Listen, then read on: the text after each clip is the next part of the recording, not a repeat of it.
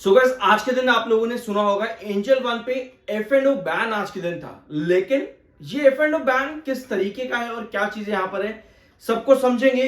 और क्या आपकी रेंज यहां पर थी एंजल वन लिमिटेड में उसको भी यहां पर देखते हैं। पहले एक छोटा सा क्लिप ले लेते हैं।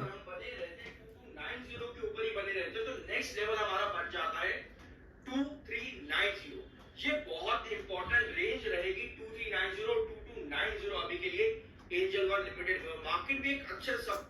ठीक है, तो लास्ट वीडियो में हमने डिस्कस किया था 2390 और 2290, ये आपकी काफी इंपॉर्टेंट रेंज रहेगी। और इसके बाद आपकी क्या क्या चीजें हुई उसको भी यहां पर लेंगे प्रेजेंट चार्ट पे। लेकिन आज के दिन angel one, HFCL limited, Oracle financial services software और आरबीएल बैंक, ये टोटल 4 कंपनीज आज के दिन आपके F and O segment ban पर थी। 4 stocks were banned from trade on Tuesday 16th of September by the NSC. NSC ने सब कंपनी 4 कंपनीज को आज के दिन बैन पर रखा होता फ्यूचर एंड ऑप्शंस के। अब ये बैन किस चीज का है? इस तरह के बैन आपके तब लगते हैं जब आपका क्या कहते हैं एक्सचेंज में, जब आपके एक्सचेंज में 95% ऑफ एमडब्ल्यूपीएल यानी कि market wide position limit complete हो जाती है, थ्रेशोल्ड कंप्लीट हो जाता है, उसके बाद इस तरह का आपको बैन देखने को मिलता है फ्यूचर एंड ऑप्शंस में।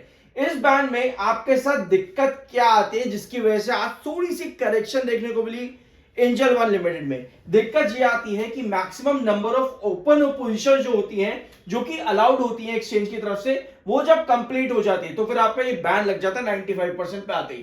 ट्रेडर्स इस समय ओपन पोजीशंस जो है नहीं खोल सकते, मतलब न्यू ओपन पोजीशन जो है ट्रेडर्स इस समय फ्यूचर ऑप्शंस के अंदर नहीं खोल सकते। लेकिन जो ऑलरेडी एग्जिस्टिंग वंस हैं वो सेल कर सकते हैं, जो ऑलरेडी एग्जिस्टिंग वंस हैं वो यहां पर एग्जिट कर सकते हैं, बट आप न्यू पोजीशंस नहीं एंट्री कर सकते। इसकी वजह से आपको करेक्शन ज्यादा देखने को मिली। कई बार देखो क्या होता है, इन पॉइंट्स को हम नॉर्मली समझ नहीं पाते कि ये क्या किया भैया, बैन लग गया, अब क्या होगा आगे। तो वहां पर थोड़ी बहुत पैनिक सेलिंग जैसी चीजें आपको देखने को मिलती है। अब अगर वो पैनिक सेलिंग आती है क्योंकि आप नई एंट्री नहीं कर सकते, तो ऐसे में सेलिंग क्वांटिटीज आपकी बढ़ जाती हैं, जिसकी वजह से आपको थोड़ी सी करेक्शन आती देखने को भी मिली है। टेक्निकल पॉइंट ऑफ व्यू पर 39.2 का एमएफआई है, 36.2 का आपका सही है, टेक्निकल्स न्यूट्रल है। लास्ट वीडियो में जो हमने डिस्कस किया था, लास्ट वीडियो हमने लिया था आपका इस लेवल के आसपास कहीं, ये वाली कैंडल पे, यानी कि आज से लगभग एक हफ्ता पहले कुछ हमने लिया था लास्ट वीडियो आपका एंजल वन लिमिटेड में। यहां पर हमने मार्क किया था 2390, ऑलमोस्ट 2390 के आसपास नहीं है, बट उसके काफी करीब था, 2380 के आसपास आप यहां पर आए और वहां से आपकी वापस से करेक्शन बड़ी देखने को मिली। इस करेक्शन में आप वापस से 2200 से सपोर्ट लेकर के अभी पिछले 3-4 सेशन से वही काम कर रहे हो। 2200 आपको पता है कि एक बहुत इंपॉर्टेंट लेवल है। जब आप 2600 के आसपास थे तब भी हमने ये लेवल मार्क करके रखा था कि 2200 काफी क्रूशियल सपोर्ट रहेगा बड़ी करेक्शन में।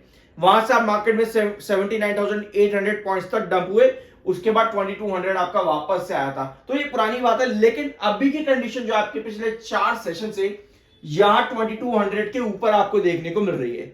ऐसे में जो आपका रेजिस्टेंस आता है वो है 2290, ये आपका रेजिस्टेंस है। अब आप कहोगे भैया 2200 हमारा सपोर्ट है, यहां से 2 बार रिकवरी मिली है, क्या इस बार हमें बड़ा टारगेट एंटीसिपेट यहां पर कर सकते हैं? पोजीशन क्या है पहले तो यहां पर ये देखते हैं।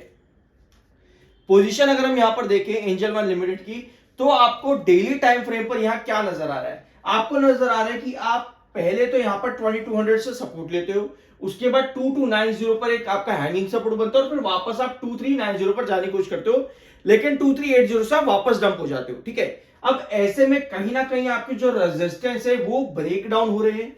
अगर रेजिस्टेंस आपके टूटते हैं, यहां देखो एक बात, अगर आपके इस तरह से रेजिस्टेंस टूटते हैं और आप यहां पर डंप पर जाते हो, ऐसी कंडीशन में 2200 के नीचे अगर आपका 1-2 सेशन कुछ इस तरह से आपकी कैंडल्स क्रिएट हो जाती हैं कि 2200 के नीचे आप आते हो, एक सेशन मानते हैं कि आपकी जो थोड़ा जूम इन करते हैं, एक बार इसे यहां पे लेते हैं, यहां पे मानते हैं आपकी एक कंडीशन कुछ इस तरह की फॉर्म होती है जिसमें आपकी क्लोजिंग आएगी 2200 के इस सपोर्ट के नीचे। ठीक है, क्लोजिंग आपकी वहां पर आ गई, फिर अगले सेशन आपकी पॉसिबिलिटी कुछ इस तरह की बनती है कि वापस से 2200 पर आने की कोशिश करें। अगर इस तरह की पोजीशन आपकी बनती है तो वहां पर आपको अलर्ट रहने की जरूरत है, क्योंकि ऐसी कैंडल के फॉर्मेशंस के अंदर जहां पर आपके गिरते रेजिस्टेंस है, एक रेजिस्टेंस यहां से टूट करके यहां पर गिरा, अगला रेजिस्टेंस यहां से टूट करके यहां पर गिरा। ऐसे में 2200 को अपना रेजिस्टेंस अगर स्टॉक मार्क कर लेता है, ऐसी कंडीशन पर आप एक बड़े फॉल की तरफ जा सकते हो एंजल वन लिमिटेड में। तो ये कंडीशन अभी आपकी है, तो पॉसिबिलिटी हमारे पास वन आ गई कि आपको 2200 को इस तरह की पोजीशन पर लेकर के नहीं आना। चलो हम दूसरी पोजीशन को डिस्कस करते हैं। एक पोजीशन हमारी ये बनती है कि कल आपका एफ एंड ओ बैन नहीं होता है, कल आपका एफ एंड ओ बैन नहीं होता, तो आपके पास नई एंट्रीज आ जाती है। अगर नई एंट्रीज आती है और यहां पर बाइंग प्रेशर बनता है, ऐसे में 2290 फिर से आपका इंपॉर्टेंट जोन हो जाएगा। 2290 भी आपका ब्रेकआउट होना उस पोजीशन के अंदर इंपॉर्टेंट रहेगा, लेकिन 2290 अगर आपका पोजीशन के अंदर नहीं ब्रेकआउट होता, तो ऐसे में आप 2290 से 2200 की रेंज के बीच में एक साइडवेज पैटर्न की तरफ चले जाते हो, जहां पर आपका इंतजार रहेगा मोस्ट प्रोबेबली सेबी के जो नए रूल्स एंड रेगुलेशंस आ रहे हैं उन चीजों पर। तो ये कंडीशंस अभी एंजल वन लिमिटेड के अंदर बाय सेल की कोई रिकमेंडेशन नहीं है, वो आपकी अपनी मर्जी और अपना ओपिनियन होना चाहिए। आई होप कि वीडियो आपको पसंद आएगा, सब्सक्राइब किए बिना मत जाना। मिलते हैं अगले वीडियो में।